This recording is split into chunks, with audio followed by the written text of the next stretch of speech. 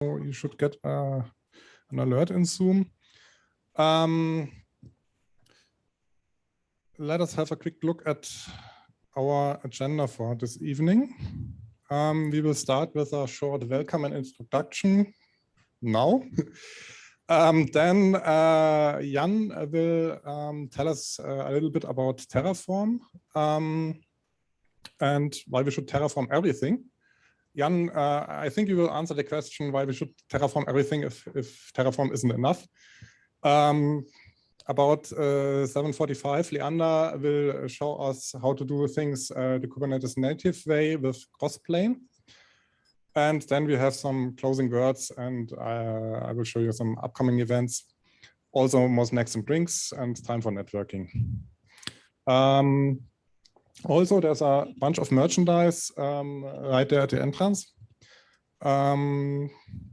And for the colleagues joining us in Zoom, I will collect the questions in the sessions and repeat them after the session in a Q&A, so that everybody will see everything. Okay. So a few quick words about QAware, the company providing the venue. We are a mid-sized engineering company with a strong emphasis on quality, agility, and authenticity. We are about 200 employees, offices in Munich, Mainz, and Rosenheim.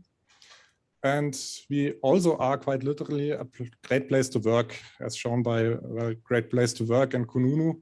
And if you want to know more about QAware, just talk to me or to some of the guys here. There's a lot of people from QAware here.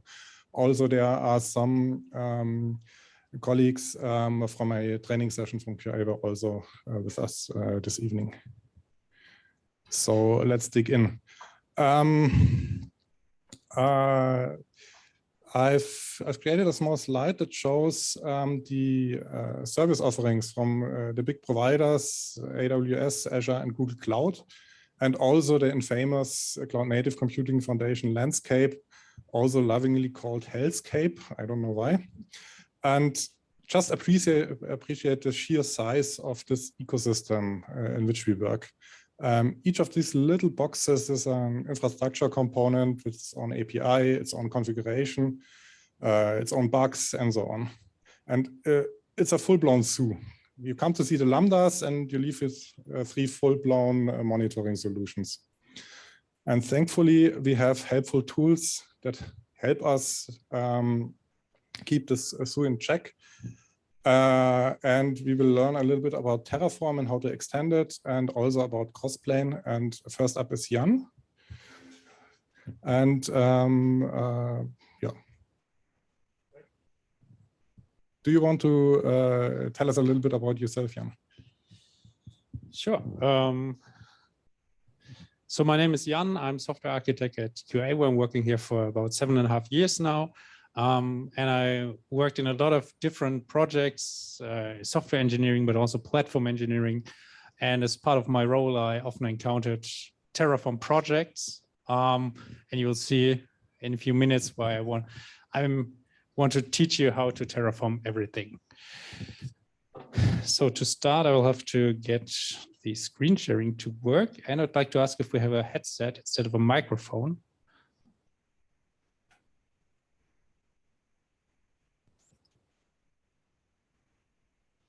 Because that will make my live demo much easier. Session host will have to hold it. All right. Thanks.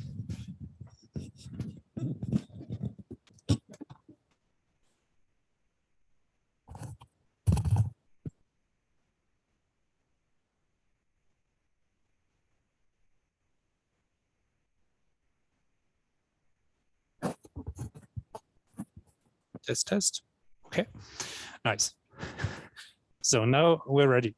So let's talk about terraforming everything. And before we talk about Terraform, I want to tell you how Terraform works for those of you who are not familiar. And to do so, I want to talk about planning and assembling kitchens. First, I had the honor to build 2 IKEA kitchens already by myself, and I'm currently planning the 3rd one.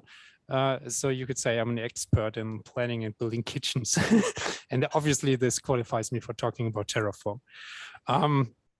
So what does building a kitchen look like? First of all, when you're building an IKEA kitchen, you can plan everything yourself. There's an online planner. You have all the cabinets there, the countertops. You can choose the sizes and see what it costs and which parts you need. And then you can let them deliver it right to your home in a quite amount of boxes first. And these are some of the boxes, and then there are some more boxes, and your whole house or flat will be filled with boxes. So what's the next step? Obviously, you first check that everything is there. You try to order the parts. So you choose what are the cabinets, what are the drawers, what is countertop, and then you'll have a look at your plan again and see what you are trying to build. You have numbers, you write them on the packages, and then you start assembling the kitchen. So on the first day, maybe you'll get to finish the cabinets. Then you will see these take a huge amount of space, much more than the packages. And then in this room, there are some, in this room, there's some more everywhere. Next step, maybe on the next day, you can put them all into place, assemble the drawers, the fronts, the countertops, the oven, and yeah, at some point you'll have your kitchen finished. So now we abstract this process a little bit. First of all, when you plan your kitchen, you define the resources that you want in your kitchen. So which cabinets exactly in which color and which size. Then on each day, you check what you've already built and what's needed to finish your kitchen. You build a diff if you want so, and then you determine in which order you need to continue to finish your kitchen. And obviously the last step is to assemble the kitchen to create the resources. And then you can start over and over again. So this is very similar to what Terraform does. Terraform is a tool for infrastructure automation. It says that you can automate infrastructure on any cloud. And the process is quite similar to what I told you. The good thing is Terraform is very generic. You see that Terraform is only sort of a tool, and it works by using Terraform providers, which are shown here in the middle. And these providers talk to the API of the individual backend. So there's a provider for AWS, which talks to the AWS API. There's one for Azure, which talks to the Azure API, and so on. So because of this plugin mechanism or the provider mechanism, you are able to extend Terraform in any way that you want. Terraform has its own language, which is called HCL. And this is a small example for defining an Azure Kubernetes cluster and a resource group. So at the very top, you see there's one resource, the resource group, which uses the Azure RM provider, which is the Terraform provider for Azure. And then there's a Kubernetes cluster, an AKS, an Azure Managed Kubernetes cluster, which is located in the resource group, which is defined above. So because there's a reference here in the resource group name to the resource group above, Terraform knows that it has to create the resource group before it can define the Azure Kubernetes cluster. And this is the step determine the build order. So now let's come back to the process. You see it's quite the same. First, I called it define resources, which is the right step here. You can create the HCL templates. And then there's the plan step, which I split in two different steps to compare the target and the current state and then determine the build order. And the last step is to create the resources to run Terraform apply. As you can show here, as you can see here at the very bottom, there's over 1,000 Terraform providers already available for you. So you could think that's good news. I can already Terraform everything. There's this huge Terraform registry, which is sort of a store, although the providers are mostly free. And you can see you have lots of different categories here on the very left. You have infrastructure management, you have cloud automation, networking, platform as a service, security. There are the big ones listed right here: AWS, Azure, GCP, Kubernetes, and so on. But there are many, many more providers available. And I could stop right here, but I won't, because the reality is different. Let's go back to the Terraform registry shortly. You can see that there are different tiers over here. There are official providers, there are partner providers, and there are community providers. And those are not 1,000 official providers. There are some official providers, and there are many community providers. And the reality is, while the official providers and the partner providers often have very good quality, and are actively maintained, so you can submit bug reports and expect them to be fixed soon. Of course, there are always some exemptions, but in general, these are very good quality. The community providers, however, can be somewhat different. So I had luck, and I had to work with a specific community provider, which was provided by a vendor. So it was not like one dude developing it. It was the vendor itself who published it. And these were the issues that I submitted in just a few days, and then some more later on. So basically nothing worked really. I stumbled across one bug in one resource and then the next one in the other. Nothing really worked. And the only thing how we could progress on the project is to fork the provider and fix the stuff ourselves, because yeah, they weren't quick enough and we were blocked because nothing worked really. The other thing is, if there's not a buggy provider available, but no provider available at all, you sometimes see some workarounds like null resources, which can execute bash scripts or something like this in order to automate some processes. And this is absolutely nothing that I can see many benefits in. It can be useful to automate some steps which do not really correspond to a resource, which resources have a life cycle. This is more like a just fire and forget stuff, because there's no update mechanism via the null resource. All resources can only be created or destroyed. And this has some more limitations, so you wouldn't really want to use null resources. And yes, there are some use cases where there is no provider available at all. And then you're at the point that you can create your own Terraform provider, and I will show you how you can do this really quick. So let's head over to the live demo. So I prepared something, of course. The good news is let's wait until the screen is synced here in the office. Or I did share the wrong stuff. So let's share the desktop instead.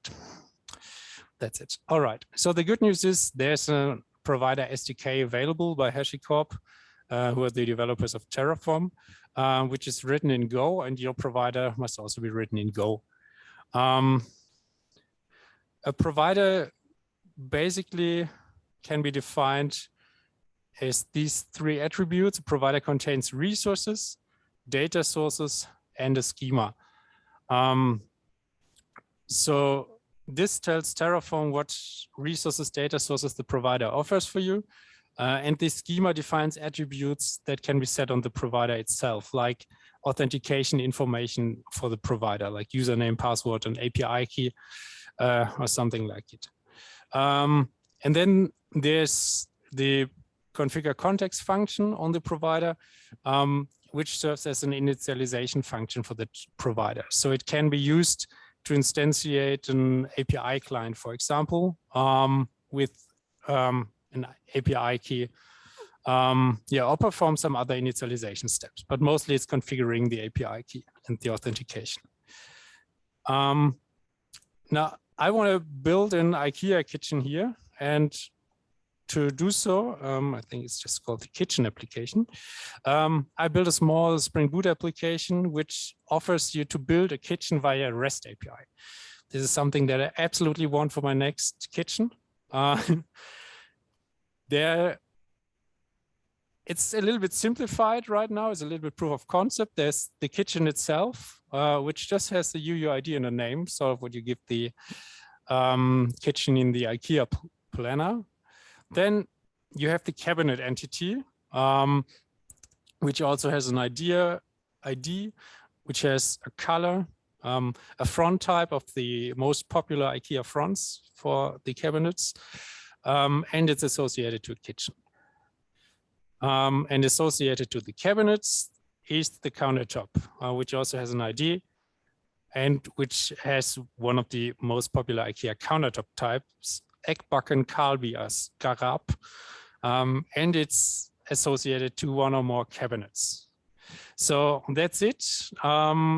These repositories use the Spring repository REST resource to expose an API to directly modify these entities. So this is my REST API for building an IKEA kitchen, and now I want to implement this in my provider. So to do so, I must define resources, and resources correspond mostly to the entities here. So I need a kitchen resource to create kitchens. I need a countertop resource to manage countertops, and I need a cabinet resource to manage cabinets. First of all, I will start with a very small kitchen resource. So this is the skeleton for a Terraform resource. You see that this function returns a Terraform resource, which is defined by a description and then by 4 different functions. So a resource has a life cycle, which is just CRUD operations. So Terraform internally is able to create resources, to update resources, to read resources, and to delete resources again. And last but not least, Terraform is also able to import existing resources into the state.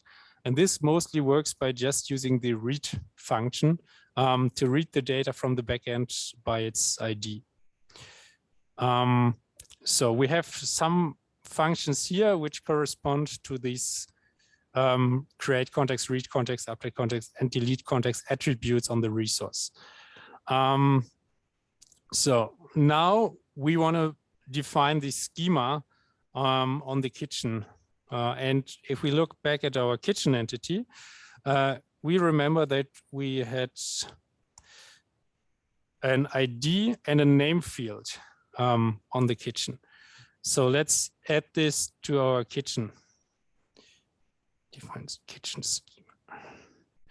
So a schema is a map.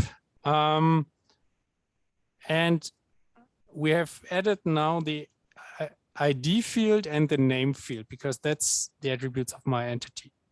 And then there are different attributes which I can set on these fields in the schema. So an ID can have a description. I can define the type, and I can define if this resource is computed. The ID is computed because it's returned by the backend. The backend generates a UUID when the kitchen is stored.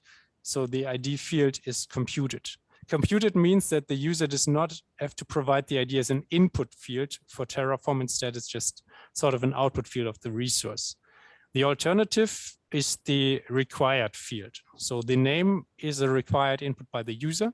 So we have a description, and it's of the type is string, and now the name field is required. I could also set it to optional if it's an input, but it's not required. And then if I want to do professional provider development, I can implement some validation function for the string.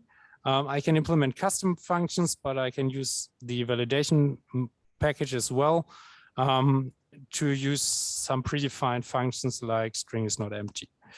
Right, that's it. And with this schema definition, Terraform is able to automatically provide this HCL language. So this resource here corresponds now to the schema. I can use the IKEA kitchen ID field here as an output, as a reference, and I have to provide the name field as an input. Terraform is also able to generate documentation for the provider automatically based on the schema definition. So if you find, if you've looked at provider documentation in the past in the Terraform registry, this is all auto-generated from the code. It's not written by hand. So now we have the schema and we have sort of defined every resource in the kitchen already, even though we haven't implemented the resources. We now have to implement the create, read, update, and delete function to fill the provider with life. Now, if you have a REST API, you will see that this strictly correlates to the methods in your REST API. You often have a create post endpoint for creating a resource, a put for updating, get for reading, and delete for deleting. So let's implement these functions here.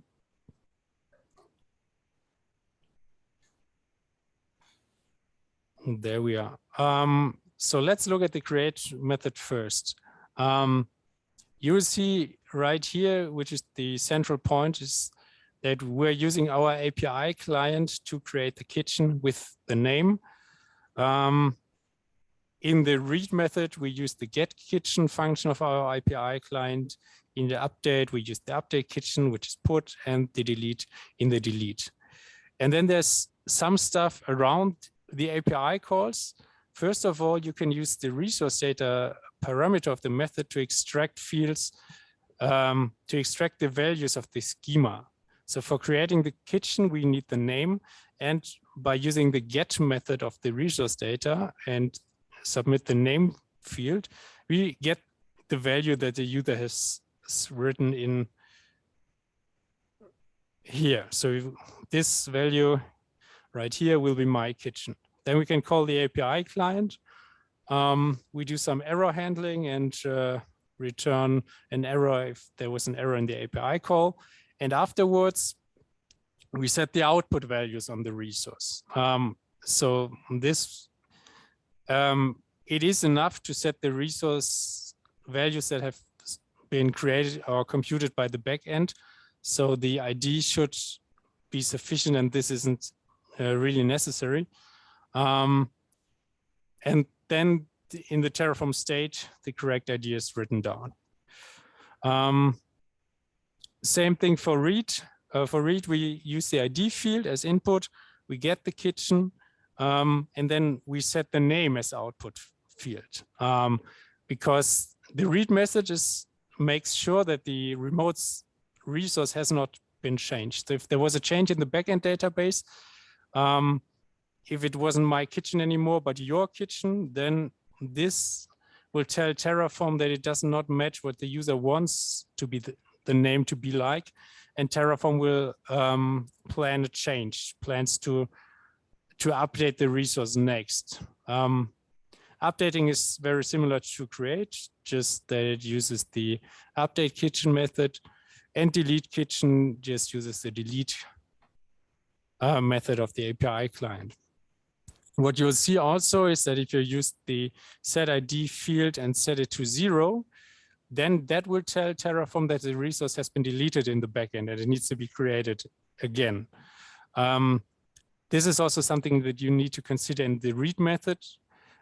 This also has to differentiate between the resource exists and if it does not exist, you set the ID to 0. So you see, it's not really too complicated.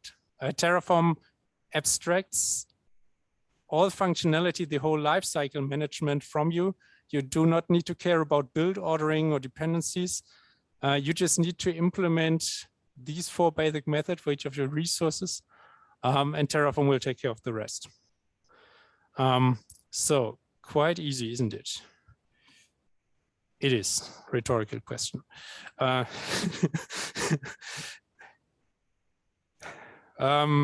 of course, the world would be much easier without authentication, but we need security, so we have authentication again. And of course, my application is also, no, this is not my security configuration. Where's my security config?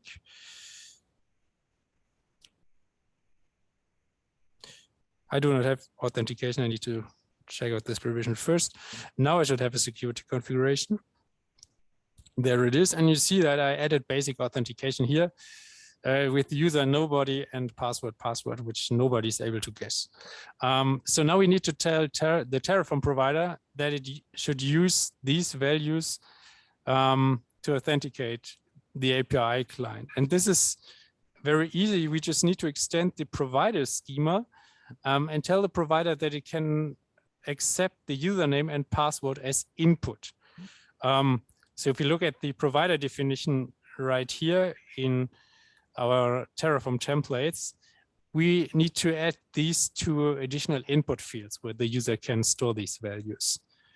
And by extending the schema of the provider, yeah, we enable Terraform to use these two values right here.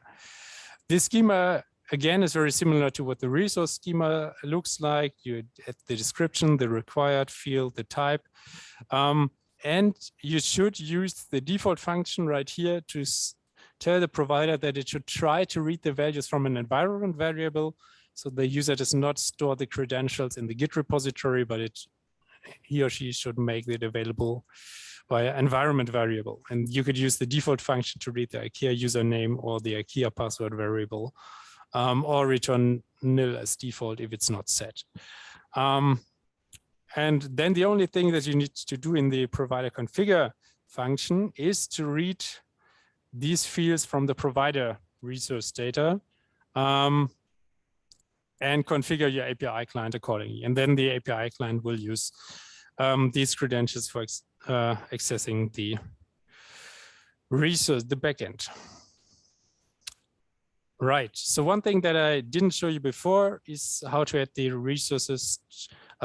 I showed you how to create the resources, but I forgot to mention that you need to add the individual resources to the resource map or the data source map if you have any data sources, so the Terraform provider knows which resources it manages. One more thing, the data source implementation. Data source is basically a resource, but just with the read context. So it's read only, it cannot be modified. It looks the same like the resource, but as I just mentioned, it only has the read context and create, update, and delete are missing. One thing that is different is that the required or computed attributes on the fields are mostly in the other way around. So if we're using a data source, we often use it to fetch data for a resource by its ID. So the ID is the required input for the data source, and all other fields are just returned by the backend. So they are computed because they are not input by the user, they are just returned by the backend. And then you can add this data source to your provider definition as well in the data sources map, and you have your data source implemented too. So if you have if you're lucky and you have an API client available in Golang, then you can implement a Terraform provider really quickly. If you need to write the API client too, it's a bit more work, but it's also not too complicated. If you want to get fancy, you can also implement tests. There's some test functionality in the SDK too for unit testing, which works in a way that you create a string with your Terraform templates. In this case, I test the creation of an IKEA cabinet and submit some attributes as variable like the color font and kitchen ID. In the SDK, I can then define different test steps. First of all, I'm submitting an invalid color to the cabinet. So I expect an error because I have a validation on the color, which says that the color must be a valid hex color code. And afterwards, I submit some valid values right here. And then I expect some values on the output in the Terraform state. So this is also something that you can implement. You should note that this potentially can create real resources on your backend. So if this can create costs depending on what provider you use.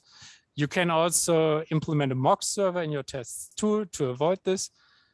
But I've seen this in the past, and it often it didn't test anything anymore if you weren't using the real backend. The provider was then submitting wrong values to the API and the test was successful.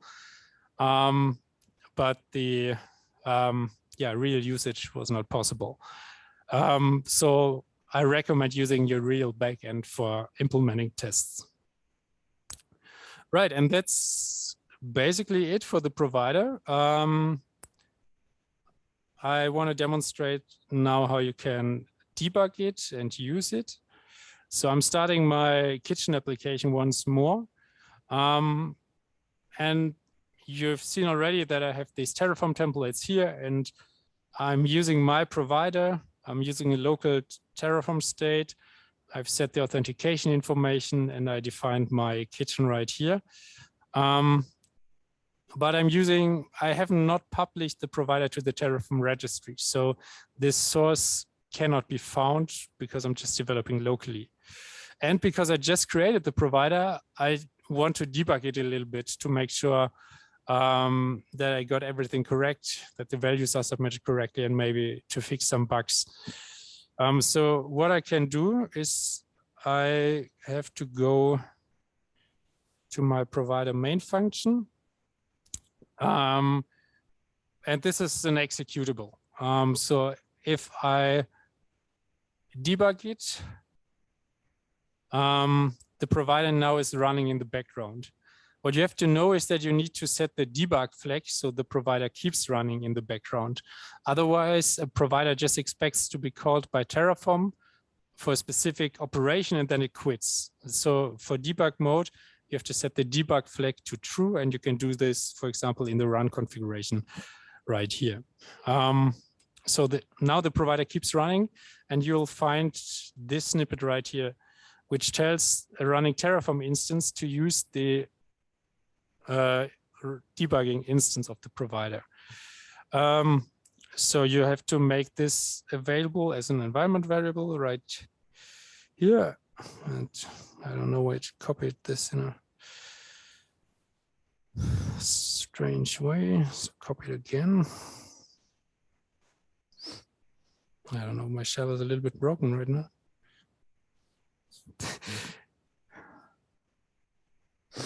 Okay, so let's add this before. Now I can run Terraform apply this way too.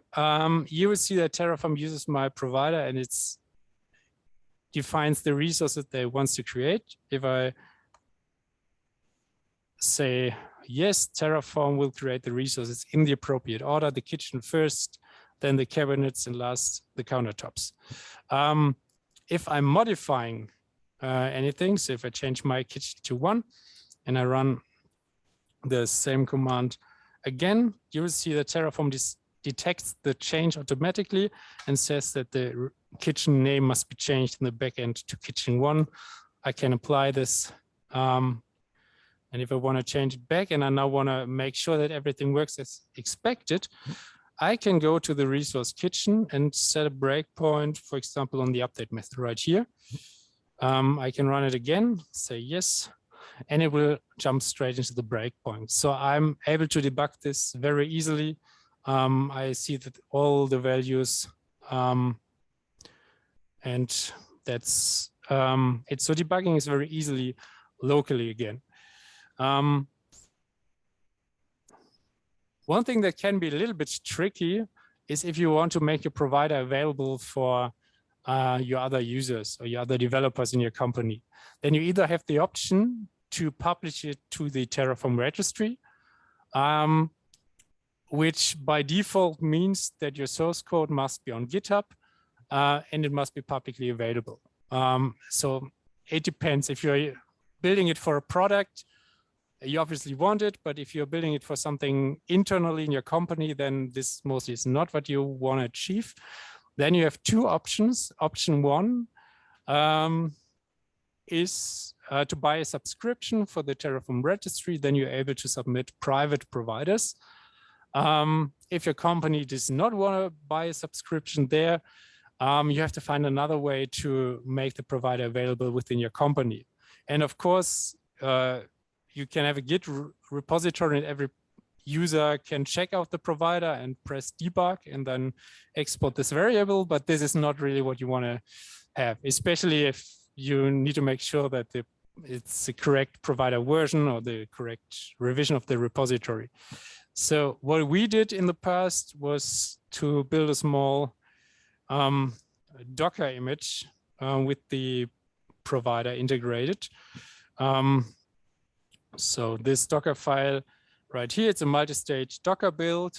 It executes the go build first, and then it puts the compiled artifact into a Terraform base image right here in a specific directory. Because if you put the compiled artifact in a specific directory, which sort of is a Terraform cache for providers, then Terraform will use it automatically.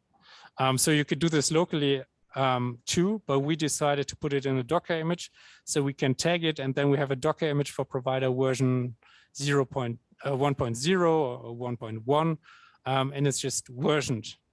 One thing that you then need to do is to write a small shell script, for example, which parses the definition here, checks which provider version to use, and then it downloads the correct Docker image.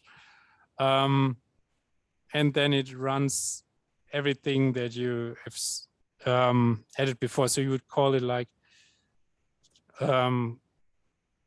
this, or you can plan or destroy, whatever, and the script will make sure that you're using the correct Docker image. So this was our internal alternative, which I'm not too proud of, but it works. If you want to, but maybe you can get your company to buy a subscription. I think it makes it a little bit easier than this. Right.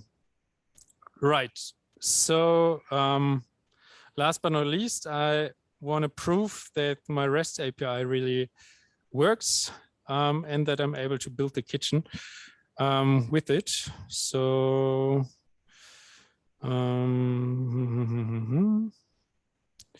so first of all, I'll destroy everything again. Right, and then I will, first of all, I will, what's going on right here? I will only create the kitchen by using the IKEA kitchen, okay, as a target. So I will add only the kitchen. In the Terraform logs, I will get the ID of the kitchen. And I can use this ID right here to get my REST API and see that there's an authentication failure. That's not too nice because there's always something going wrong on the live demo. So let's check it again. I need to create the kitchen again because I restarted my backend and the database is not persistent. And this doesn't work as expected. So my API doesn't work as expected because I have not set an environment.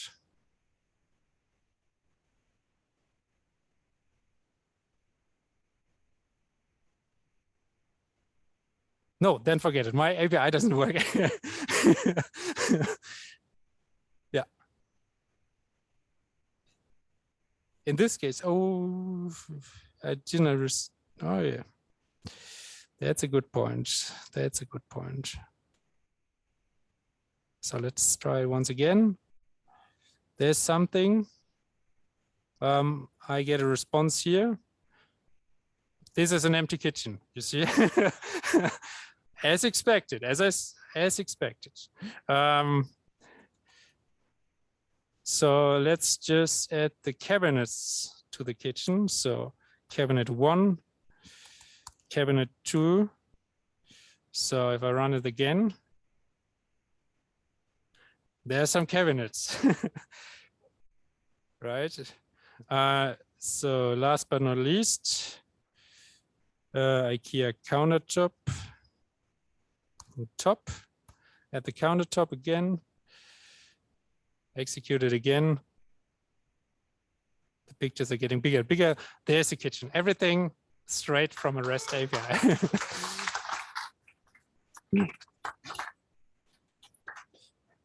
Thanks. And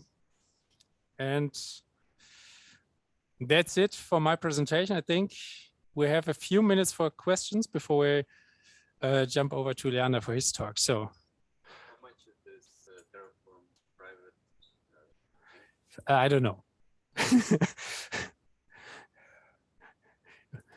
As soon as there was a price on it, it wasn't an option anymore. Yes. All right, there are different ways.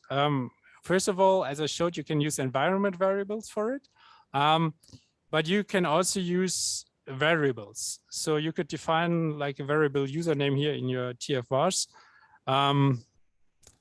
and say that this should be a string, and you can define a password there and say that this also should be of type string.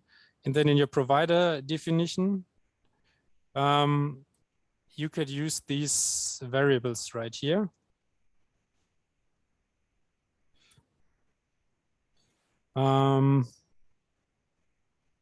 Not quite sure why it doesn't detect it.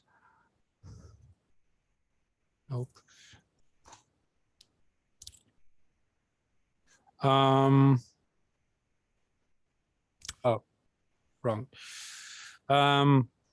So this is the wrong file.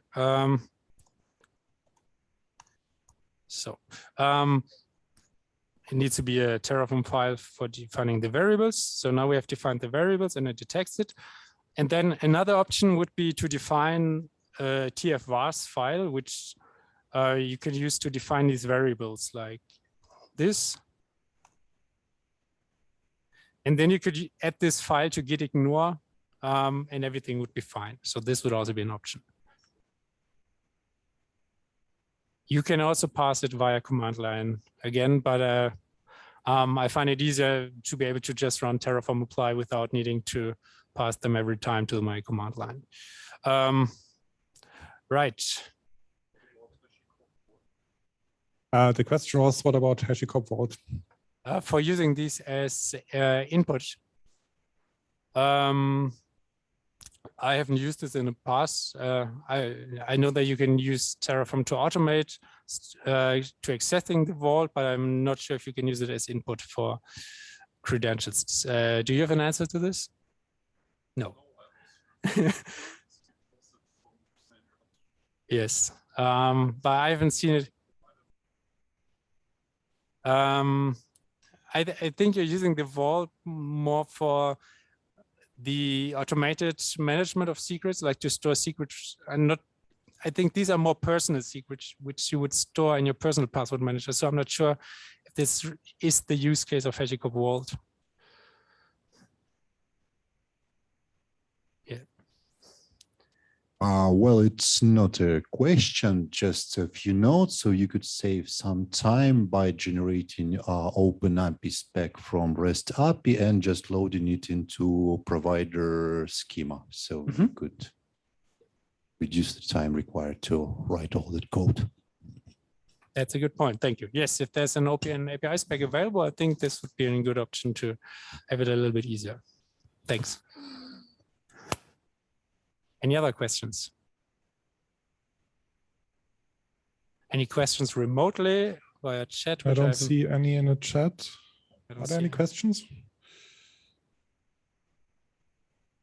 No, not right now. Then thank you very much for listening, and I will hand over to Leander.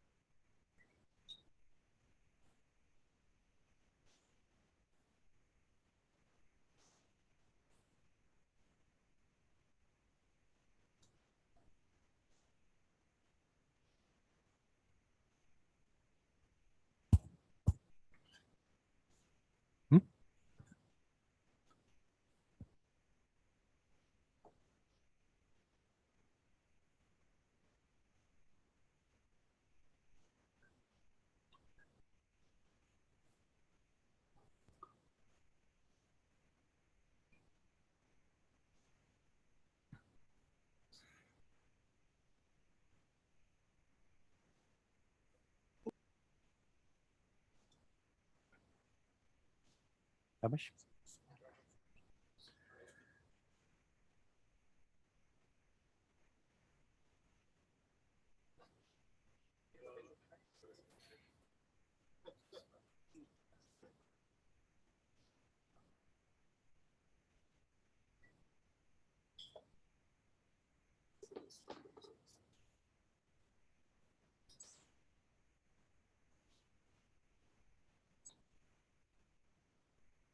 All right. So everyone had a bio break and a fresh beer? Something to drink, something to eat? Okay, then. Thanks for joining the second session. Thanks for joining tonight.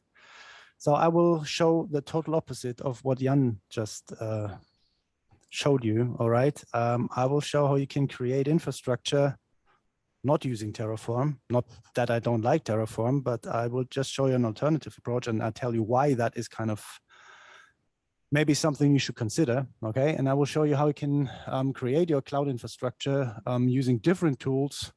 For example, using Crossplane, but there's the et al at the back. So there are other alternatives, and I will also demonstrate a few of those, right? There's quite a landscape nowadays that help you in creating those cloud infrastructure without having to write a single line of Terraform code. And that is because I changed the title of that talk towards Terraform nothing, okay? So I thought that is a kind of a gag. All right, so I'm Leander. I'm a managing director and CTO since this year here at QAware. So I'm usually from our Rosenheim office, but I'd love to, to come to Munich once in a while. One of those cloud native nerds, been teaching cloud computing at the Hochschule in Rosenheim, speak at the occasional conference, and try to foster the innovation in this company here. Okay, so let's talk about why we should, or why we need cloud infrastructure. But before that, I'm pretty sure most of you already know that book here, pretty popular nowadays. I've been talked much about this book on many DevOps conferences. And if you're a developer or cloud engineer or DevOps engineer, you name it, if you're in the cloud, I think you know what they write about, that this cognitive load we engineers are, faced with every day. This can quickly become a bottleneck for fast flow and high productivity if we do it wrong. Now, intrinsic cognitive load, that's the stuff we software engineers have to know each day in, day out, right? We have to know Java or Golang. We have to know Spring API or maybe Jakarta EE, all those framework related APIs to get our daily job done. Now, that stuff which is here kind of in bold, that's the extraneous cognitive load, and that relates to all the duties, all the tasks, all the tools, all the knowledge we have to have that relate to the environment. We have to know our console commands. We have to know our kubectl. We have to know about Helm, maybe. We have to know about Kubernetes YAML. Yes, and maybe we have to know about Terraform to spin up our cloud infrastructure, right? And so there's a lot of these things we have to know as DevOps engineers, cloud engineers, whatever, modern application engineers, to bring our workloads, well, to the cloud, to some environment. And the sad story is that only little cognitive load, so the stuff we have in our brain, is left for the germane cognitive load. And that is actually the value-added thinking. So down here, this is how, when we earn money, this is when our product owner is happy. So the ideal would be we don't have any of this here, or only a little. We can't get rid of this one because this is programming per se. And we want to reduce that, the extraneous cognitive load, to have as much germane cognitive load available, as much space in our brains available to do good stuff, to implement features. Now, what this book suggests is, well, let's have a platform team, right? And everyone's talking about internal developer platforms nowadays, IDPs, and an internal developer platform is maintained by a platform team. And this is a special breed of engineers that are kind of the key enabler for high productivity and those streamlined DevOps teams. So that, like the feature teams, okay? So they are responsible to build and operate a platform, usually Kubernetes based, or you buy some platform, that's also possible, but let's assume you decided, or this platform teams decided to build their own platform, Kubernetes based, and they provide that platform towards those other teams to make their life easier. They provide them some means of standardization, maybe some self-service portals to spin up cloud infrastructure, for example, or to deploy their workloads and related infrastructure. So ideally, you have this fully automated software delivery in the end. Now, how can you do that? And where does Terraform come into play? And where do these alternative technologies I'm going to show you in like 15 to 20 minutes, where come these into play? Now, what do we software engineers usually like? Anyone? What do we like when we build software? Well, we like the command line. Yes, that's absolutely true. More from an architecture perspective, what do we like? Oh, yes, we like diagrams. Oh, yes. And what do we draw in diagrams? Usually on a horizontal. We do boxes, lines, and guess what? We like layers, right? We do like layers. And my good old friend, Bob Ross, he knew that. He always said, like, you have to work in layers, right? And then I don't know who remembers that guy. He's dead already, unfortunately. But he was always fun to watch at 3 o'clock in the evening or in the night on Bayerischen Rundfunk. Yeah, that when he usually broadcast those. So we like layers as software engineer. He also liked layers. But let's have a look at the layers of cloud native software engineering. Now, this is kind of a personal definition, but I think you can relate to most of those. At the very bottom layer, you have like something called infrastructure as a service, right? So this is the basic cloud computing primitives. Network, compute, storage. In AWS world, this would be VPCs, EC2s, NLBs, ALBs, maybe a bit of security stuff, IAM, really low level, right? On top, most cloud providers have something like cluster as a service, like Azure AKS or AWS EKS, or maybe you're in the Google Cloud, then it's GKE or whatever. So you have some semi-fully managed Kubernetes service that you can use to build your platform. Once you have a Kubernetes up and running, you usually have some more add-ons, some more infrastructure components that make out of a naked Kubernetes cluster a more or less opinionated platform. Maybe you decide for Helm, maybe you decide for Flux as your GitOps tool, or maybe you have Canico for building containers, maybe you provide an API gateway, maybe you have Backstage for your service catalog. So many things you usually put on your Kubernetes cluster that then gives you the possibility to, deploy almost automatically your workloads, your microservices towards your platform and to run it. On top of that, what you usually have is application-specific software infrastructure. So application software-specific infrastructure is not the infrastructure that is kind of down there. This is usually very closely related to your microservice. I need a message queue. I need maybe a small Postgre database. I need an ECR in an Amazon to publish my image from my microservice. So this is what I call application-specific software infrastructure. And then you have some cloud-friendly, cloud-native application. Maybe you use Quarkus nowadays to implement your service. Now, if we apply that idea of the platform team, then we have that separation nowadays, right? And this is kind of crucial to reduce the cognitive load and the mental burden of those developers.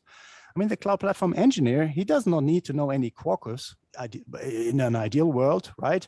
What he needs to know is, he needs to know is the ins and outs of his infrastructure and the cluster and on most of the parts of the platform.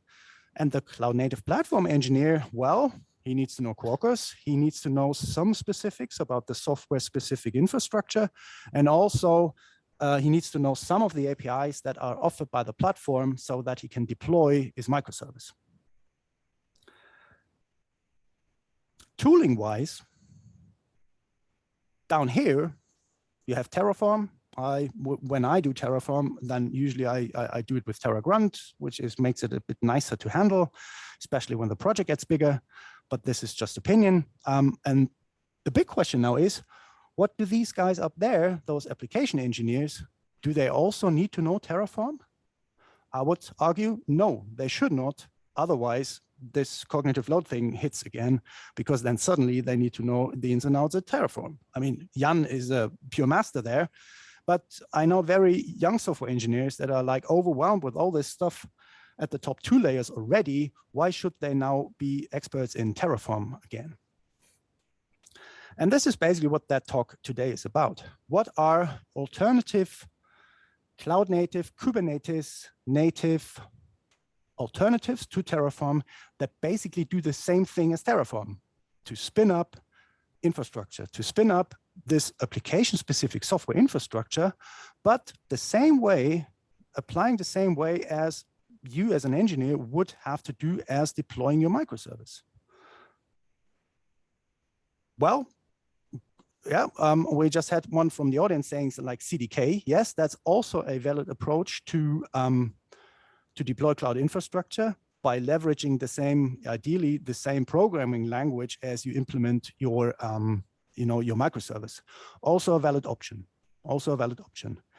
The option I show you today is more or less the idea of why shouldn't you be able to model your cloud infrastructure components that you need, your Aurora database, your SQS, your SNS, your ECR, whatever, using Kubernetes resources. Because using the good old YAML style, right? Write some YAML, ideally not that much, commit it to some Git repository, and have some GitOps tool deploy that manifest for your cloud infrastructure also to your cluster. And then some magic component will take care of, hey, there's a new ECR manifest. I would have to create the ECR in AWS. And that is kind of the same you have to do for your microservice, right? In a microservice, you have to write some YAML, deployment service, maybe some Helm chart, and give that to your GitOps tool and let that thing deploy your microservice. So from a deployment perspective and from a cognitive load perspective, this is, well, let's say at least less than knowing Terraform, okay? It's not ideal either. So some of the basics. I kind of assume you are all, well, at least have used Kubernetes locally at some point, maybe some Minikube, maybe some Rancher desktop, Docker desktop, whatever. And maybe, and I hope some of you have heard of custom resource definition. If not, well, no worries. So custom resource definitions allow you to declaratively extend the Kubernetes API, okay? So Kubernetes comes with a few pre-inbuilt resource definitions, deployment, service, config map, things like that. And if that is not enough, what you can do is you can write even more YAML, and you can define a custom resource definition that tells Kubernetes, hey, now Kubernetes, please know of a new resource I want to define and I want to use within the cluster, okay? And the cool thing is, it can be an abstraction of really complex application constructs and concepts. So an ECR, an Amazon Container Registry, can now become a new resource, and you can define it with a manifest. All you have to do, as I said, is write some YAML, and you have to define some custom resource definition. Custom resource definitions allows you to define the structure definition of that manifest you want to be able to define using an Open API v3 validating schema. So if you come from a microservice REST world, Open API v3 should be very familiar. If you do that, then Kubernetes out of the box provides several features. You have that standard CRUD stuff, create, read, update, delete manifests and resources of that type. You can watch for changes, you have discovery, you have JSON patch and JSON merge things. You could define admission webhooks onto those new resources. You have metadata, you have RBAC, everything you can do with standard Kubernetes resources, you can now do with your custom resources, right? Now, this is how this could look. That's an example, okay? So on the left-hand side, you have a custom resource definition. You give it a name. So you kind of have like the group, right? You have the name. The name should always be in the plural form. Then you have names like you have kind repository. The list kind is repository list, plural is repository, singular. You say scope is namespace. So that custom resource definition and the resources have a namespace scope. And in the versions, you then have at some point here, the Open API v3 schema. You say, well, I have an API version, I have a kind, some metadata, and here under the spec, I say encryption config. So you specify how that resource should look. And on the right-hand side, you see an example of now one instantiated repository, okay? So you say API version, kind repository, you give it a name, repository sample in that case, and under spec, you say, hey, this ECR should have an immutable tag mutability. I want image scanning on push, every push to be enabled, and please encrypt my ECR with a AES 256. And that is what the developer would have to write to create a new ECR. Now, not quite. Well, he has to write it and he can commit it to his GitOps tool, but obviously, you know, magic is not included. All the custom resource, what the custom resource definition does is it allows me to apply that Kubernetes YAML to my cluster, but the cluster would not do anything with it besides storing it in the etcd.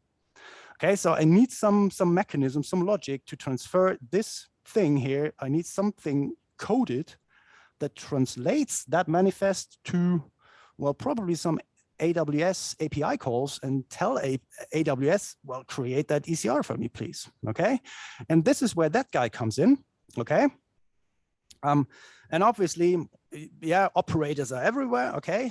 So operators now do stuff with your CRDs and with your manifests. Long story short, what the operator does, so the operator is a small program, okay? This operator is basically keeping track of your custom resource. So the user or some GitOps tool makes modifications to your cluster, adds, modifies, or deletes those resources in your cluster. Once that is happening, Kubernetes will emit a change event.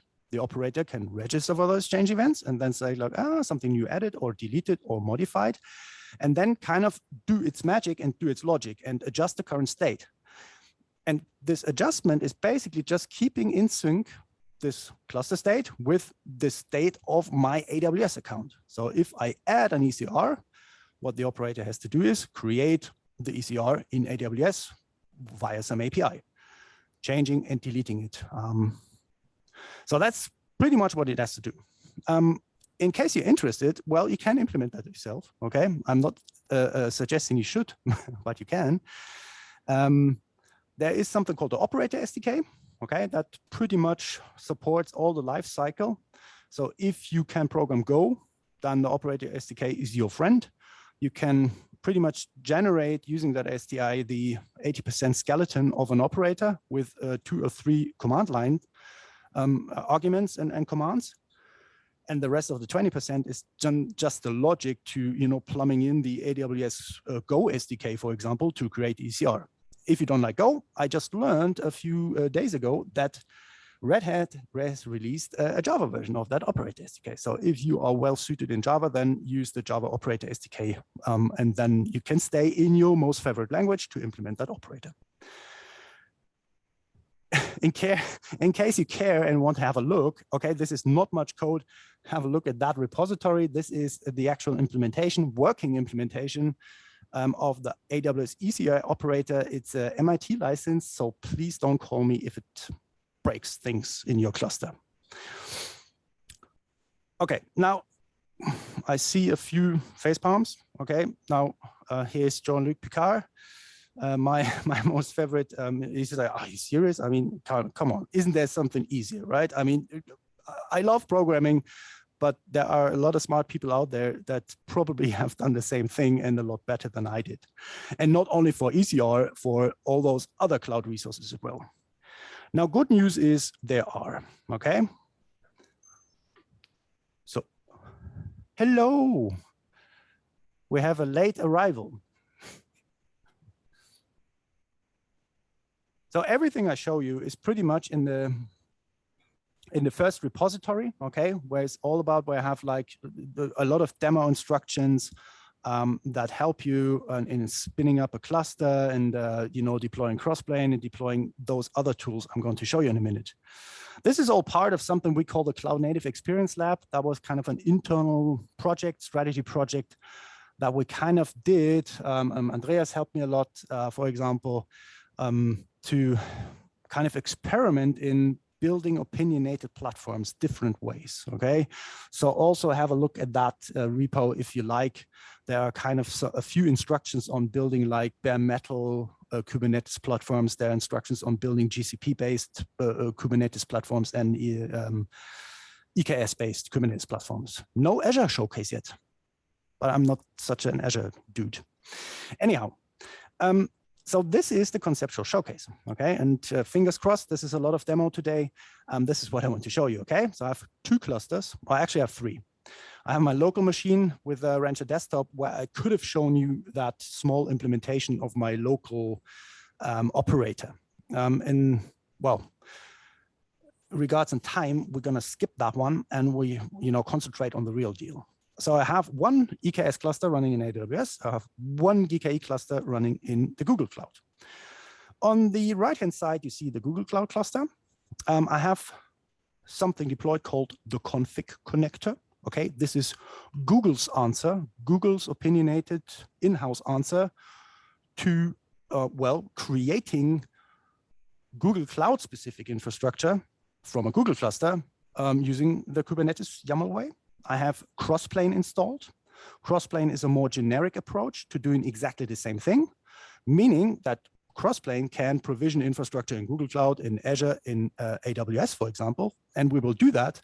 So we will provision AWS infrastructure from a Google Kubernetes cluster, okay? So we kind of cross-provision for multi-cloud fancy environments.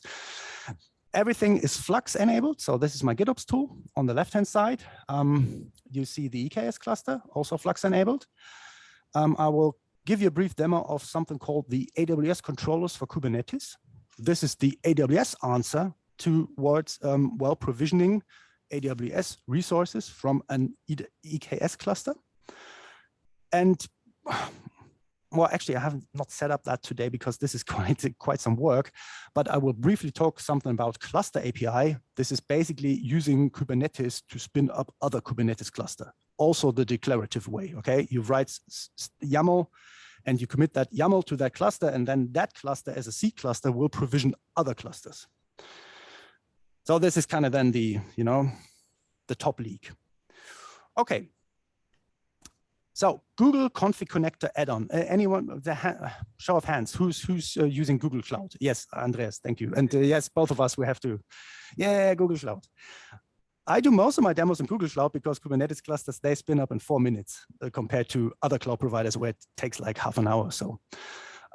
So as I said before, this Config Connector add-on is kind of Google's answer towards provisioning, right? Google Cloud infrastructure, the Kubernetes way. Really easy, I'll show you in a second, this how to add the Config Connector add-on. If you use kind of the gcloud CLI, then this is just one command line parameter, and then Google will automatically install that stuff for you. There's also a Helm chart you can use to manually provision it to a cluster you created some other means, maybe using Terraform. So there is some initial configuration required after the initial setup. This is basically providing this with, the secrets and the account so that the cluster can, impersonate as that account to create the resources for you. So you have to have a dedicated service account with suitable permissions, okay? Obviously, suitable permissions for today is we can do everything, but maybe you shouldn't in production. And what they currently have is, they have support for all major Google services and resources. Not all of them, but all the major ones, okay? So you would have to check on that URL if that stuff is supported. Okay, so this is the README file of that repository. So if you want to follow along later on, for that demo, you need an AWS account, you need a Google account. I have written a small makefile, okay? So I use EKSCTL to spin up the AWS cluster, and I use the gcloud CLI to spin up my, my GKE cluster. So you see that here, that's basically the command. And here under add-ons, all you have to do is you have to specify config connector, okay? If you do that, after 5 minutes, you have a config connector enabled cluster that you can use to deploy declaratively your your other infrastructure. Okay, now that is the makefile. So if you would want to use that, let's scroll down. We skipped the custom operator demo. So this is the other stuff you would have to do. Now, once the cluster is installed, what you have to do is you have to create a dedicated namespace called config connector, and you have to link that namespace to a Google Cloud project. So this basically tells this cluster that once you start creating infrastructure with the config connector, then please associate that cloud infrastructure, that Google Cloud infrastructure, with that specific project. This is kind of the global configuration. You can always override that stuff with an annotation on the resource level if you like to create like infrastructure in different cloud projects. And then down here, this is kind of the config connector resource that you also have to create in that namespace, where you say like everything is cluster, mode is cluster mode, and then you link that config connector thing with that Google service account, okay? And that service account now has the associated permissions, which you can kind of nail down to only the resources you want to allow. Okay, that's pretty much it. Everything is kind of, let me see, infrastructure, GKE. So this is here my Flux. This is here my Flux file system. So you see here for Flux, I have a customization. Here's the namespace definition I've showed you. Here's the config connector definition I've just showed you. So everything, I don't kubectl or apply anything. This is already done by Flux for me. But what I will show manually is now that here. And now, fingers crossed for the first time. So we go here and we say kubectl apply. Why am I typing? I can copy paste like that. Config connector, storage bucket YAML. Let's see. Well, that is loading a bit. We go here. Okay, has been created. Did take some time. Don't know why. Doesn't matter. So this is the storage bucket. So this is the YAML you would have to write to create a GCP storage bucket, okay? And this is the YAML our software engineers would have to write if they need a storage bucket. So this is kind of the S3 equivalent in Google. What most of these tools are leveraging is usually some sort of annotations and labels. This here, for example, the force destroy false. Now, you might ask the question, so what happens to my cloud infrastructure if I remove the manifest from my cluster? Now, maybe in the world of a storage bucket, you might say, don't worry, you know, only a few temp files, don't care. In case of a database, that might be a bit of a different case, okay? So maybe it's always good in case of databases to say force destroy false, but you need to remember that is kind of then, you kind of have a state drift, right? Your cluster is not the same state as your cloud infrastructure anymore, right? So this will obviously then produce costs if you let that database or that storage bucket running. But you see here, this is the spec, lifecycle, versioning enabled, yada yada. This is how, for example, a pub subtopic would look like. Same thing here, right? You can, you know, create those different things. And having given you the SQL example just from before, this is how you could spin up a, what is it in that case, a MySQL 5.7 database in Google Cloud.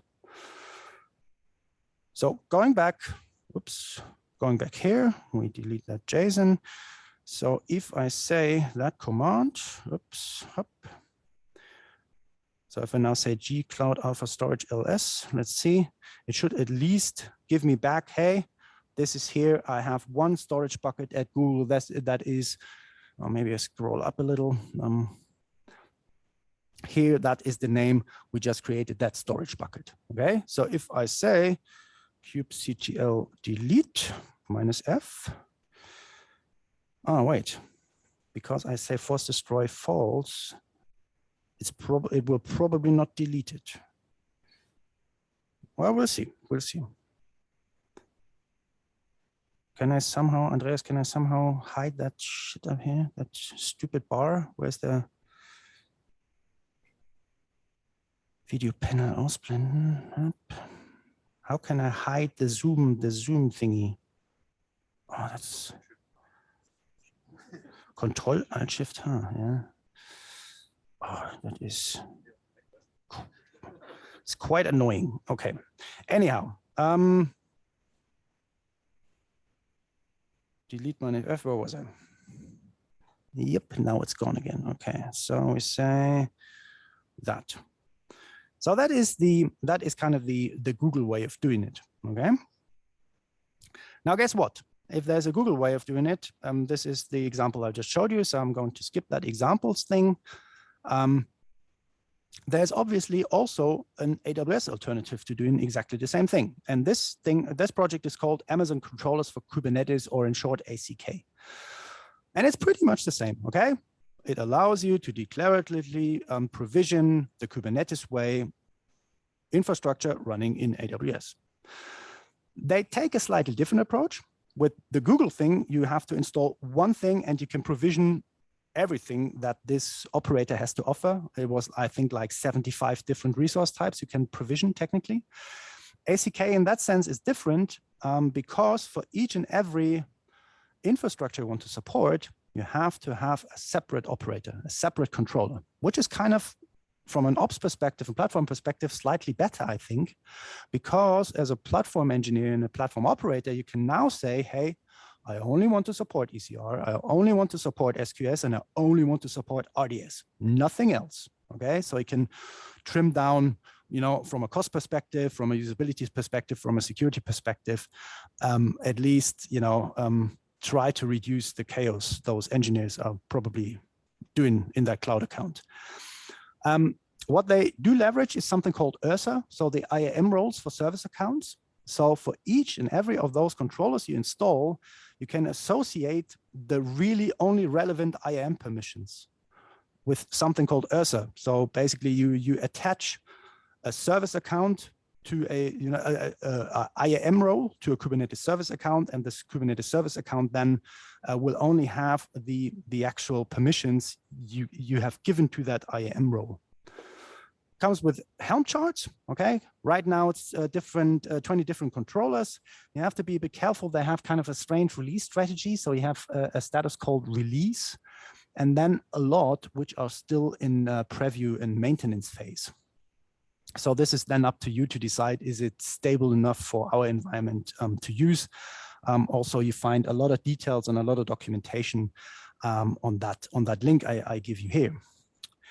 So if we go here, now installation, and that is on purpose. I mean, everything can be automated, obviously.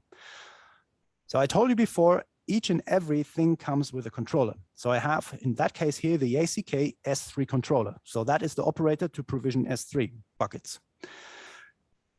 If you have not done, you would have to create a role, an AWS IAM role. This is something you have to do beforehand, or maybe use Terraform for that.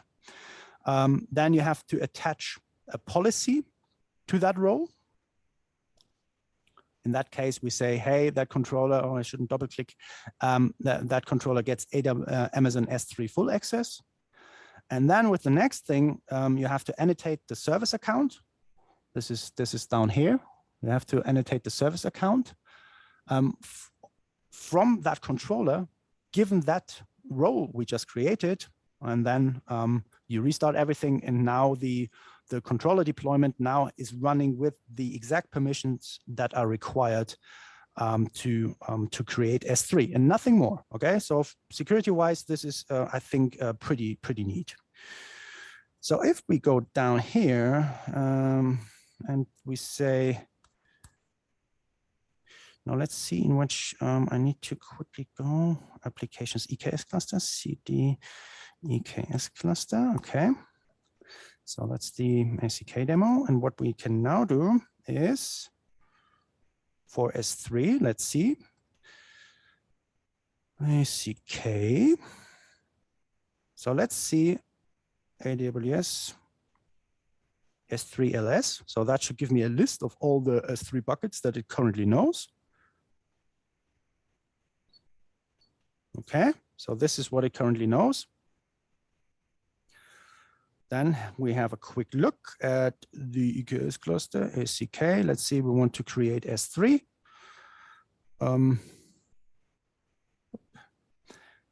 So where are my resources? Where is my resources? Bucket YAML. Ah, here's my bucket.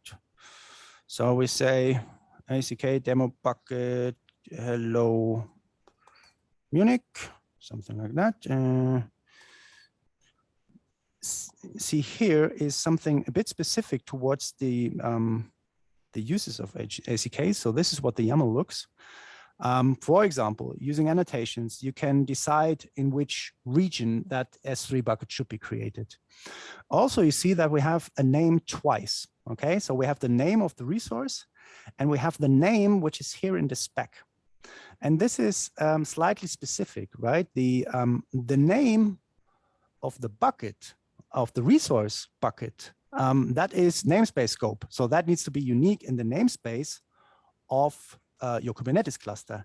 The name of the S3 bucket, however, it needs to be super unique, okay, worldwide. And this is why they decided to have like 2 unique names. So this is kind of the global name, okay, and that definitely needs to be unique. The bucket manifest name not. Encryption, you can specify some tags. So you see, I've already been in Mainz, so we need to change that to Munich. And now what we can now say is, okay, apply -f. So remember the list of buckets down there. Okay, apply -s is 3/bucket YAML. So let's see. And hopefully I'm running the cluster probably. Oh, yes, okay. Namespace error not found. Ah. Right, let's see. No match for kind bucket. Yes, why is the CID missing? I thought I have created the...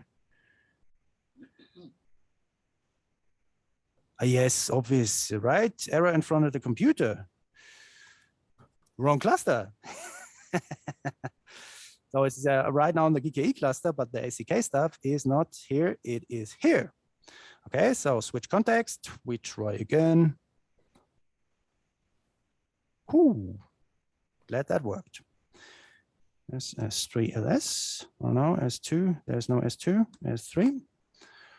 Okay. So where are we? Here we are. Bucket created. Okay.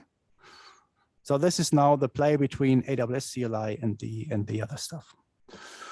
Okay. Good, neat, limited resource support, but I would say it has also the major support for those things that the application developer uses, right? All the queues for some asynchronous stuff, S3 for some storage, and RDS and MF, so RDS for MySQL, Postgre, Aurora database, everything there, right? So in case of RDS, if you're curious, so this is how the ECR stuff would look like. Okay, so pretty much the same as my personal implementation. And for a DB instance, yes, you have to write a bit more. Okay, storage size, instance class size, engine version for 14.1, Postgre. Obviously, you can, the master password. So you specify the master username as root, and the master password. What it will do, it will look up a Kubernetes secret that contains the password and get the password from that Kubernetes secret. And that Kubernetes secret should ideally be managed by GitOps as well, and using some form of external secret operator, or so that you can pull this secret from some secure location, like we had Vault before, or the Amazon the key storage you can use, or you can use SOPs, or what's the other thing called, the other encryption sealed secrets operator. Okay, so some GitOps enabled form of encrypting and storing securely your secrets inside Kubernetes. All right, now done the examples. Now Crossplane. Okay, so Crossplane is like the big mother of both of those. Okay, because Crossplane is very universal. It is not tied to a specific cloud vendor. It has support for AWS, for GCP, for Azure, for Alibaba. But basically, conceptually, it does the same thing, right? You install Crossplane, the Crossplane main system onto your cluster. And then for each and every one of those providers you need to support, there is a dedicated provider that brings like then only support for that or for that cluster or cloud resources. They have a few unique words that are using. So provider, bundle, managed resources. So you have a provider for each and every cloud provider. Managed resources are then the resources it manages, like SQS, S3. You could even provision using Crossplane other clusters as well if you would like. You have a term called composite resource definitions. I'm going to show you that in a minute, but basically it's a mechanism to, now if you're using Crossplane, you will realize that for very complicated infrastructure components, you have to write a lot of YAML. That kind of increases the burden on the application developer side again, because he has to know like all those ins and outs of the proper YAML. But what you can do with composite resource definitions is you can abstract away all those nitty-gritty details. You can provide same default values. You don't have to expose each and every configuration value. You can kind of limit the configuration surface the application developer is exposed to a bare minimum, and the rest is kind of covered by those composite resource definitions. So I'm assuming you all have coded at some point in some life, right? So it's kind of this super big abstract base class, okay, where every magic is hidden and the software engineer only has to extend from that abstract base class, maybe override a few methods, and that's it, right? And this is kind of what composite resource definitions translate to. So here are a few examples, but as I showed you before, it's always better to show live. All right, now, before we go to Crossplane, for the Azure guys, okay, obviously there's an answer to config connector and AWS ACK. There is something called the Azure Service Operator project, and that is pretty much the same for Azure specific infrastructure on an AKS cluster. But no demo, sorry about that. So regarding Crossplane, quick look at the, so that is all you have to provision to tell Crossplane, hey, Crossplane, you are now supporting AWS. Then obviously Crossplane also needs some form of credentials, right, to kind of talk to the AWS API. In that case, I have given him my master key, so things you should not do in reality, but for demo purposes. So here I have my secret ref. In there is my my super secret root power password. Anyhow, if you do that, usually GitOps managed, then Crossplane AWS provider is ready to work. So once you have done that, you have to, first up, switch your Kubernetes context again, because we are now on the Google Cloud again, and we want to provision stuff on the AWS side. So we say cd, where are we? Crossplane, AWS, let's say we go in here. So where are we? Crossplane, AWS,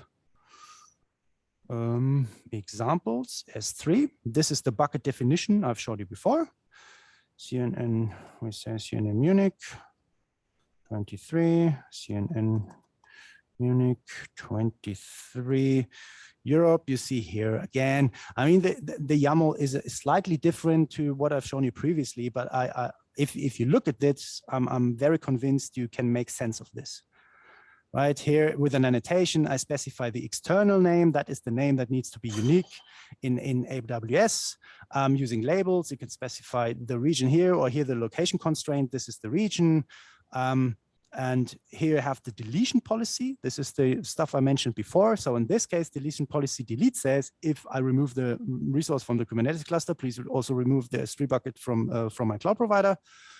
The other option would be orphan, I think. So that is kind of remove it from the Kubernetes cluster, but leave it in the cloud infrastructure. Okay, please don't delete it.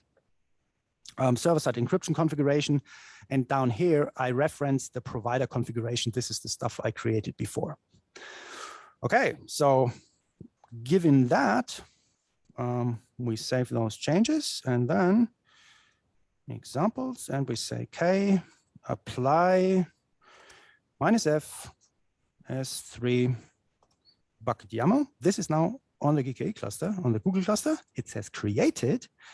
And if I say AWS S3LS, which now talks to my, where is it? Well, how should it be called? Where is it? CNN Munich, down here. Down here it has been created, okay? So I have just cross-provisioned from the Google Cloud resources in the AWS, just for demo purposes. I don't see any reason why you should do that, but it works, okay? Just to show you the flexibility. The other thing I want to briefly show you before we end is how do you work with databases? Because then there you see that it can quickly get quite ugly, okay? So let's assume with plain Crossplane, you want to create an Aurora serverless database, okay? So this is what the application developer would have to write. So 39 lines of YAML, you might say, well, that's not so difficult.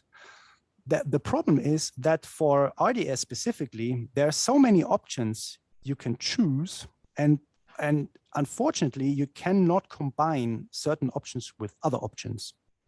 So if you, let's say, you want a Aurora Postgre serverless database, for example, what you have to know is that the engine version is only allowed certain values. Now, unfortunately, if you mess up things and you write 14.1 in here, then Kubernetes will not complain, but it will not deploy your resource either. And then you are down to nitty-gritty debugging to find out in some log of some controller that this engine version is not allowed for this database type. Tip here, everything is pretty much generated from the Go SDK from AWS. So if you want to find the right values for each and every version, have a look at the Go docs of the AWS SDK, and then you're kind of covered, okay? So that's the engineering approach. The slightly better approach is, also from a governance perspective, well, why should the developer have to know all those values here, right? All he needs to know is version, size, well, maybe data, maybe password, right? And everything else should be, right? Storage encrypted true. Well, yes, please. The developer should not be able to say false, right? Every storage should be encrypted, period. And this is when XRDs come into play. So if you want to abstract that, this is how things should look like, okay? This is pretty much the same YAML, or will produce the same database as that 39 lines before. Now I do it in 13 lines. I say region, instance class, version, storage, done, okay? Everything else is defaulted. There's no other way to override things. All you have to write is that XRD. So think of XRDs as dynamic custom resource definitions. So the XRD itself is a custom resource definition. And if you apply that custom resource to your cluster, then Crossplane will create a dynamic custom resource definition, okay? Bit tricky. Yeah. Inception, that's a good one. So, yes, but the cognitive load this time is on the platform engineering side and not on the poor, application engineering person, right? Well, this is 50 lines here. This is basically specify what the manifest. This is what it looks like here. This is just some metadata for the XRD. So the real work is the definition YAML and basically the composition YAML. And the composition YAML is now the magic that tells Crossplane which Crossplane native resources it should create instead when I create the custom resource definition. Well, that is something you would have to ask the Crossplane community and not me. Why not use Helm, right? But yes, you could use Helm with a lot of defaults as well and only provide with the, with the values YAML, only override those things. I guess this is now the Crossplane native way.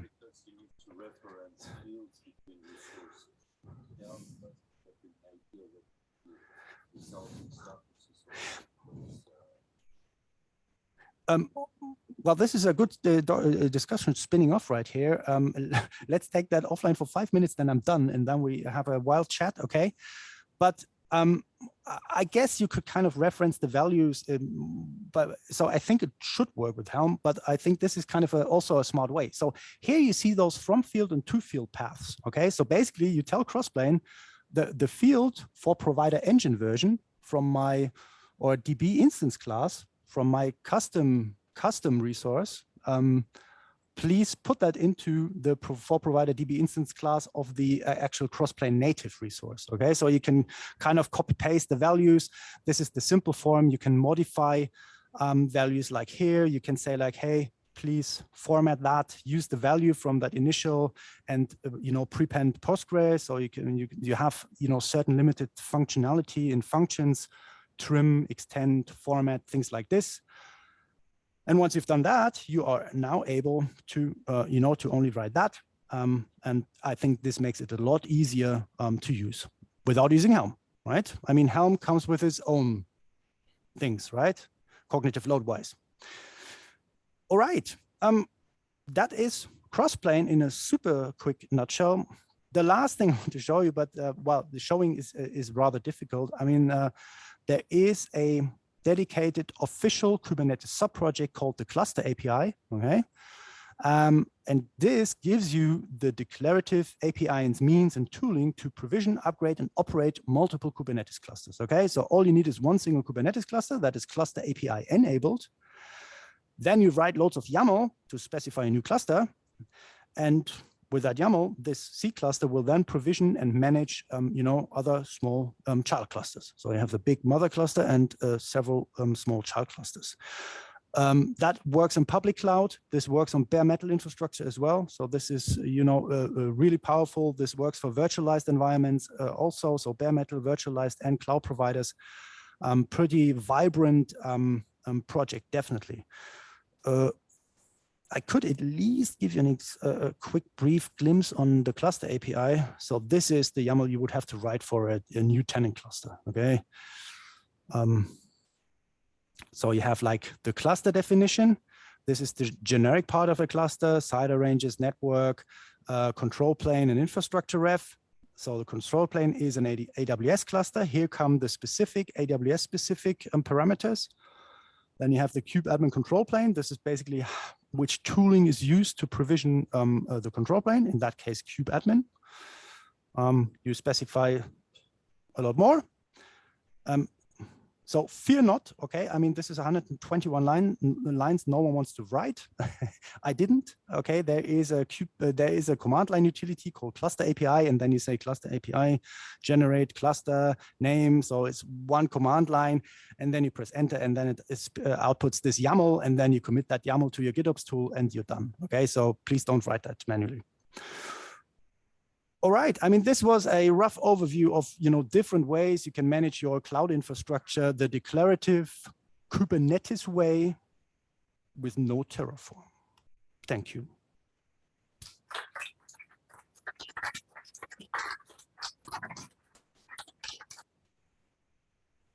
All right, questions. Actually not a question, it's more like a remark, and to destroy your no Terraform statement. When I was playing around with Crossplane like a while ago, I found that the standard providers that were available were pretty much incomplete for Google Cloud, for AWS. A lot of resources were missing, and other people recognized this as well. Yeah.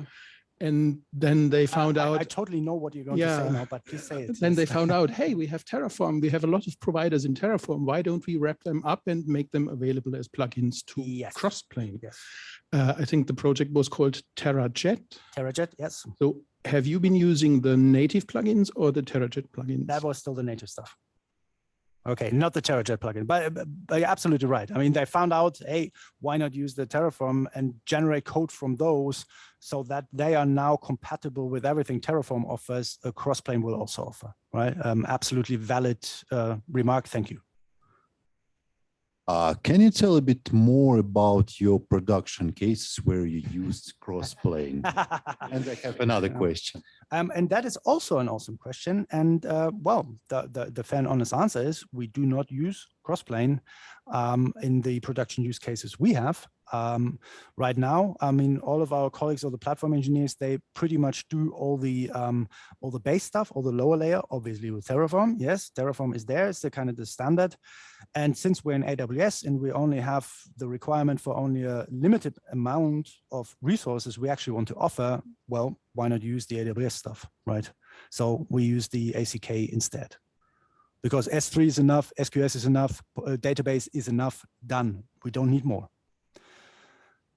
And another question, well, considering that you at least should have spent enough time with Crossplane, what is your experience of working with clusters that have more than 300 CRDs? Like, for example, what Crossplane does when you install a AWS provider?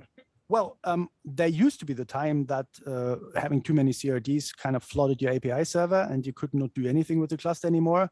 But they worked on that as far as I know, and the problem is not as prominent anymore. But I'm still following the GitHub issue where they are discussing how to trim down the things, right? There's at least a dozen of them. One on the client side, another one on kubelet side, and a lot more about memory usage of those who go Crossplane full-blown.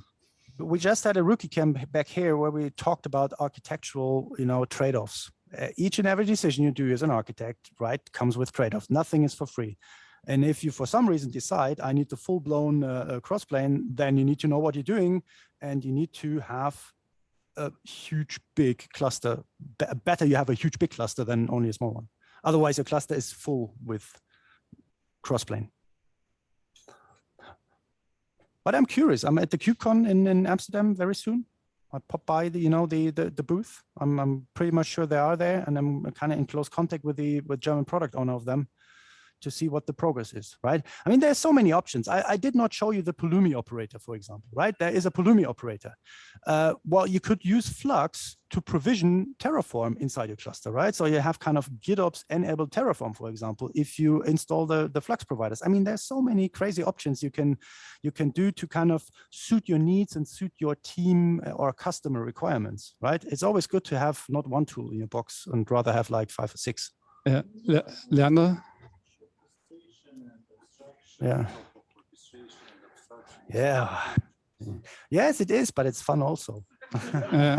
Leander. So, just a comment on Crossplane. I think there's a new project called UpChat for generating providers from Terraform. Is that TerraJet?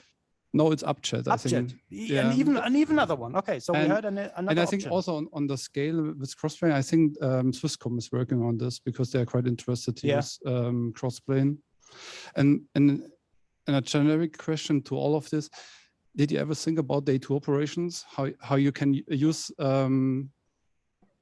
cluster API and all the other stuff to upgrade clusters in the right manner, or in all of this? Well, did I think about it? Well, a bit, okay. But okay, I mean, you have a fair point, okay? I mean, the initial, everything I showed today is pretty hello worldy, basic stuff, day 1 or day 0 even, right? Yeah. And obviously, if you plan to use that kind of in production, then yes, please talk to your ops guys or to your cloud engineers so that they are aware of how is upgrading versions done, right? Do you have to change all the all the versions of your resources, for example? Is it backwards compatible? How far is it backwards compatible? But that is, I mean, kind of an issue with everything you do in Kubernetes, right? I mean, day 2 operations on the bare cluster, doing an upgrade from 122 to 124 is not an easy task, right? Because you can do it in one thing. You have to only, upgrade one minor version in a go. And I guess you would have to do exactly the same for each and every infrastructure component you have running on your cluster, right? So day 2 operations is not only a Crossplane issue, it's a Kubernetes issue, it's a Crossplane issue. It's a, I don't know, Kuverno issue. It's, an issue for every component you let run, right? And also a comment on cluster API. Perhaps you should mention also Gartner that already did the work 6 years ago. You work for Gartner, right? I remember. No, I don't work for Gartner. But not anymore. No, I work for them, but I'm not a team of the part of Gartner itself. But still, And the other thing is, if you deploy with cluster API Kubernetes clusters Yeah. at a larger scale, you have to think about this, that you always have to deploy 3 master nodes, and this overhead you should normally avoid. And that should be also implemented in cluster API. Yeah, well, I guess, with cluster API, I may have a look at the, at the Lotse guys or the Cube One stuff. They are kind of, cluster API compatible. Have a look at the Giant Swarm guys. They also migrated everything towards cluster API. I mean, cluster API itself is very generic. Yeah. And before you do it yourself, because of the complexity, it's probably better to pick a vendor that is kind of cluster API compatible and pay them a bit of money to have maybe that day two safeness and security. And also a comment to Terraform. I mean, we used this quite intensive, I think 3 to 4 years ago, to manage 14,000 resources, something like this, perhaps a bit more. And after a while, we also used CDK-TF and all tested it in the beta phase. And later on, we decommissioned Terraform, especially for day 2 operations. And we are curious to spend more time on Crossplane and see if it's will work at a larger scale as well. I mean, as you say, there's so many options, right? And maybe Terraform is like the version 1.0 of infrastructure as code, and now they're kind of the new kids on the block that let you code in your most favorite programming language, like being like it's CDK or Pulumi as kind of the 2 main contenders there. And so you don't have to, so you are kind of in a proper imperative way, and you can test it and you can mock things and and you have proper IDE support with everything, and you have the build tooling already. Java and Java build server and everything is set up. So maybe that is the future for reducing cognitive load. But if that's not an option, declarative. Any more questions? Andreas, that's not a question. Oh, sure, it's a question. Yeah, I did it not myself, so I have a question. Yeah, you mentioned how to save resources from being deleted. Yeah. And were you able to import those resources as well? That is pretty tool dependent. For example, in Crossplane? I'm not sure if they have added it yet. The last time I've done the repo, they were not able to do that. Like the data source equivalent to Terraform, you mean? So you have something running already and you want to just import the state into it. In all fairness, I don't know. Okay. Resource import was recently implemented for those ACK providers. Exactly. So ACK, it has been implemented, for example. So I would say this is pretty tool dependent, and you have to check. It's like a month ago. Okay. All right, then I would say thanks again for joining our 2 sessions. And now we have some beverages and food left and many discussions. Oh, you have to say the final closing the final words. Yes. So Liana, I don't think you intended this, but my key takeaway from your talk is we developers like layers. And if the layers get too complex, if you're overloaded, we add another layer and so on and so forth. You've been very successful doing so for the last, I don't know, 20 years. Yeah, and it will go on for at least 20 more years. So I want to make you aware of a few upcoming events for the Cloud Native Night meetups and also some other meetups. First, there's the next developers meetup. They're doing a coding dojo in Munich, 17th of April.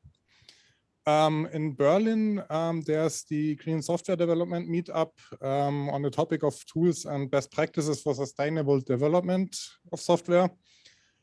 This is a hybrid meetup on-site in Berlin at, I think, Mayborn, and also remote. Then we will have Grafana and Friends here in the area at 26th of April. And in the Cloud Native Night Mainz. And the day after that, we have the topic of HashiStack, like Kubernetes, but different. It's HashiCorp, so it must be good. And the next Cloud Native Night Munich meetup is about cloud cost reduction with a guest speaker from Stormforge on 25th of May. And if you want to stay up to date, you can follow us on Twitter or LinkedIn. Thank you, and the bar is open.